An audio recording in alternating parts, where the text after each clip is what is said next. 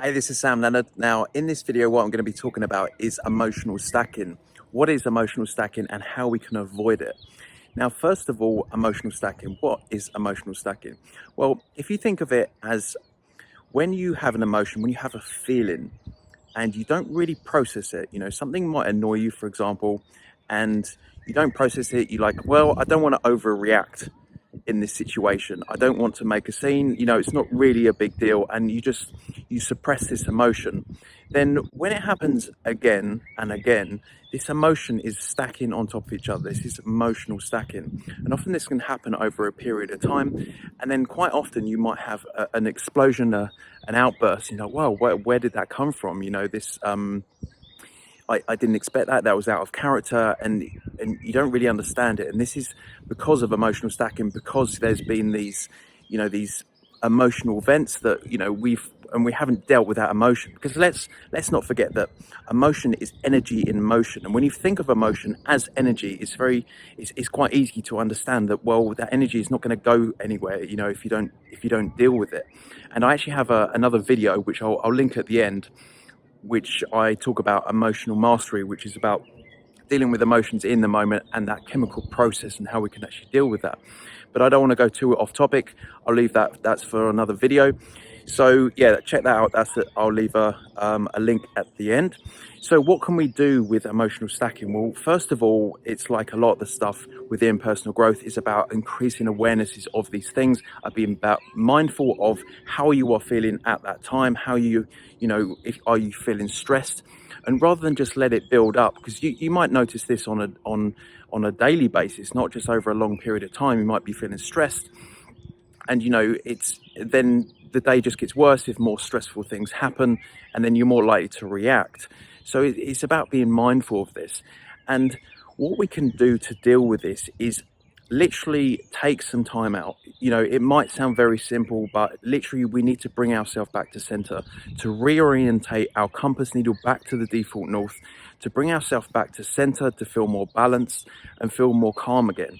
If for example, many of us within the personal growth industry, we all talk about having a morning routine, and this is an important thing to do, because we're starting off the day on our terms. So because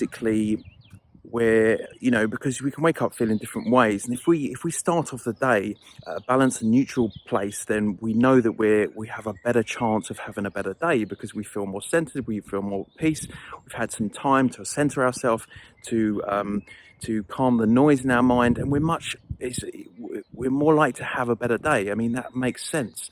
But let's take this to the next level. Well, what about if you do that, or if you do or don't do that, and then you don't feel, something happens during the day, someone annoys you, or some stressful event happens, and you get off center, you don't feel that great, then what is it you can do? Well, you can actually use the same principles here of going off and recentering and doing some sort of breath work, doing something where you're recentering yourself, getting yourself back to your default state, your calm and peaceful state, which is our default. And one of the things that I would recommend to do that is breath work. Breath work is really important. It changes your physiology. If you've heard of Wim Hof, or if you haven't, just go and check him out, because you can do a Wim Hof breathing technique, which takes about 10 minutes. You're basically doing these deep breaths, and then you're holding it in between these breath cycles. And this literally, it changes how you feel. You'll go into that stress, and you'll come out and you'll feel a lot more centered. So it's really about taking responsibility for that, for how you're feeling in the moment, and stop and not letting these things build up. This is the path to emotional maturity, to emotional mastery. We're taking charge of ourselves, how we feel in the moment, and really just taking responsibility and think, well, at this moment I'm feeling stressed and I don't want this to build up, so I need to go and recenter myself. I need to go and do some breath work, or just change of scene, or walk outside, or whatever it is. This is about identifying what the things in with yourself, these self-awarenesses, what works for you. There's a million and one practices out there. There's different people recommending different things. You need to tune in to what's right for you, and that comes down to listen to your intuition and really being honest with yourself and really identifying, bringing up these awarenesses of when you're not feeling great, and actually taking some time and doing something about it, and not letting this thing build up. And then by doing that, then we're not going to get these emotional outbursts. But one other thing I would like to say on this is we need to tune into our authenticity, because sometimes we don't say something because we're like, well, society has told us that, you should keep your mouth closed unless you've got something good to say. But sometimes it depends on your personality. Sometimes this might not always be the best thing to do, because you don't say anything, and then there's this massive rage and everyone's just like, what are you doing, sort of thing.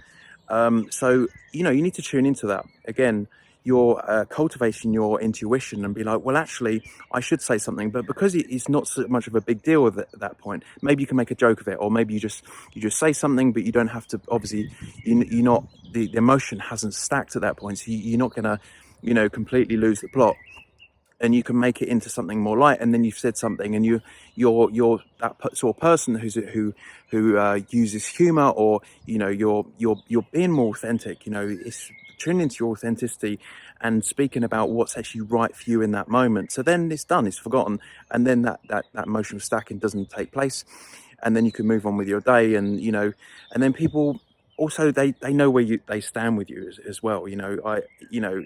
This whole thing about cultivating authenticity is really important, because then you're tuning into who you are, and you're saying things based on your gut, based on your intuition, based on what things you want to say. And you're going to be coming from a better place, because you're going to be coming from a place of not before any emotional stacking takes place, and it just might have triggered you slightly. And then there's also some awarenesses there. Why are things triggering you? You can use my emotional mastery video that I'll link at the end to process these things. It helps you really disperse this energy, and then you can use that to actually look at and identify these awarenesses of why you're actually getting triggered by things, and whether that's an awareness, whether that's something you need to deal with as well. So there's these different awarenesses, tuning into your intuition, really looking at identifying when you're getting stressed, looking at when things are getting on top of you, and what practices are best for you, breathing techniques, or what can you do to recenter yourself, or what can you do to disperse this energy, this emotion, this energy, this emotional energy that's in your body. What can you use to disperse that, and what can you do to become more authentic, or try to speak from yourself and try to speak from your concerns, not repress emotions. So that's it for this video. I'll leave a link up here to the emotional mastery video, so go and check that out if you want to learn a bit more about that, about really dealing with emotions in the process of this chemical reaction that goes on in our body. And it's really good thing to master. That's a life-changing ability. So thanks for watching this video, and I'll look forward to seeing you on another one.